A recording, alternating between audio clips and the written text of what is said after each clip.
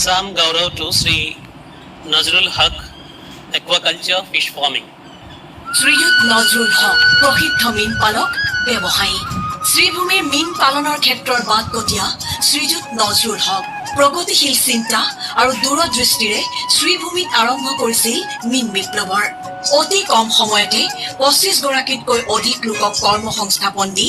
উদাহৰণৰ সৃষ্টি কৰিছিল শ্ৰী নজৰুল হকে বিজ্ঞান মনস্কতাৰ অন্যতম পৃষ্ঠপোষক নজৰুল হকে বিজ্ঞান আৰু প্ৰযুক্তিৰ ব্যৱহাৰ কৰি উত্তৰণৰ দিশলৈ অগ্ৰসৰ হৈছে 2023 চনত মৎস্যপামৰ পৰিধি বঢ়াই সংহত মীন পালন আৰম্ভ কৰিছিল বিশ্ব বেংকৰ ARISPৰ নিৰ্বাচিত ব্যৱসায়ী শ্ৰীযুত নজৰুল হক বছৰি প্ৰতি হেক্টৰত গড়ে 4000 কিলোগ্ৰাম মাছৰ উৎপাদন হয় নজৰুল হকৰ মীন পামত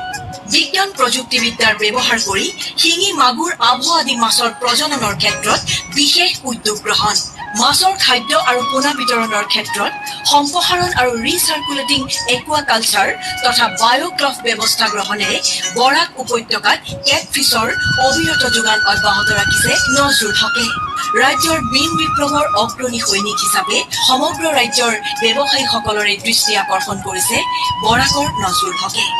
আপোনাক অসম গৌৰৱ সন্মানেৰে বিভূষিত কৰি ৰাজ্য চৰকাৰ পৰম আনন্দিত